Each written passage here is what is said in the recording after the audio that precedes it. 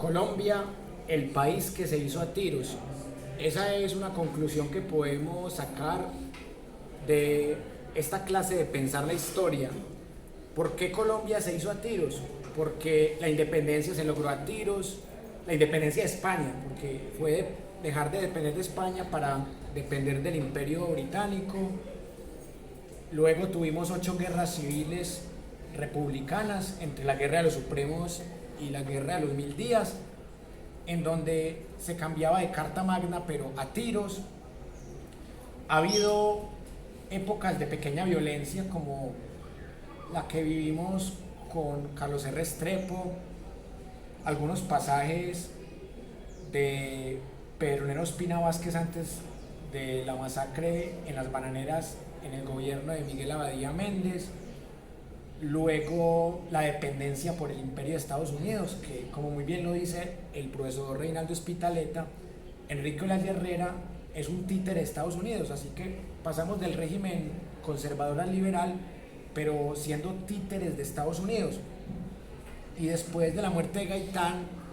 hemos vivido otras formas de violencia en donde el país se ha seguido construyendo a tiros. Pero la pregunta que yo les quiero dejar es cómo lograr que el país deje de construirse a tiros. Ese es el gran reto de la paz total del gobierno de Gustavo Petro, que por fin dejemos de matarnos, de agredirnos, de insultarnos con quienes piensan diferente. Es difícil porque uno ve que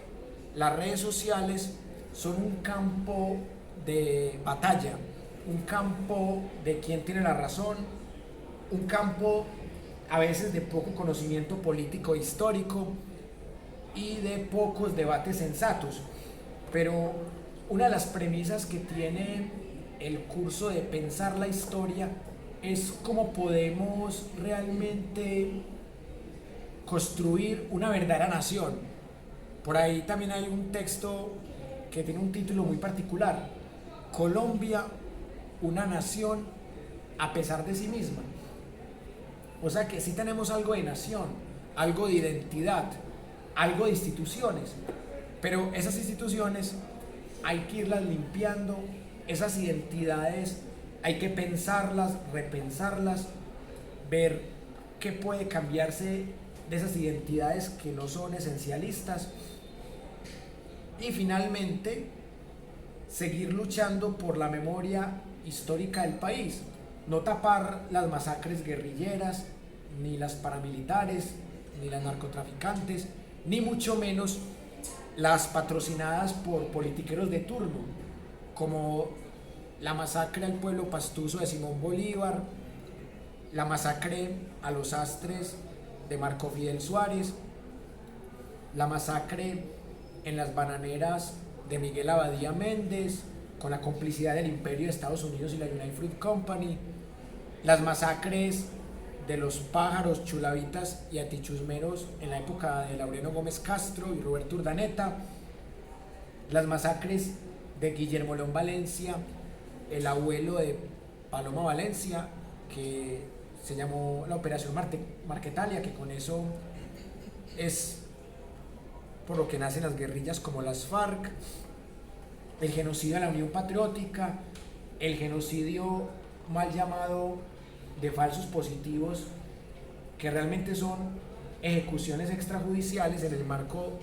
de un terrorismo de Estado narcoparamilitar con políticas y estrategias macrocriminales que golpearon más que todo a Antioquia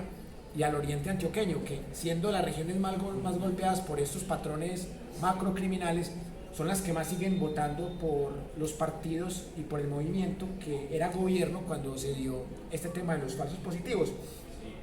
Así que quiero dejarles dos conclusiones para terminar la clase de hoy. La primera, que solamente leyendo fuentes como la de Gonzalo España, El país que se hizo a tiros, la de Alberto Velázquez Martínez, Colombia entre el sismo y el cisma, las biografías y autobiografías de los personajes con más poder político, con más seguidores, que son los que llevan la parada en este momento en el país, y haciendo contraste de por qué hicieron parte del conflicto armado y cuál ha sido su papel en los últimos años de estos actores que mueven millones de personas, y cómo esos actores pueden dar un ejemplo para que Colombia deje de construirse a tiros. Yo sé que mucha gente quiere a Uribe en la cárcel, pero Uribe puede que sea útil en la JEP. La JEP no se hizo para presidentes, pero un presidente puede ser compareciente voluntario ante la JEP, así que ahí está el reto, y evitar fenómenos como la guerra de los 1000 días que nos llevaron a lo peor de nuestro país. Muchas gracias por la atención y nos vemos el próximo lunes. Gracias.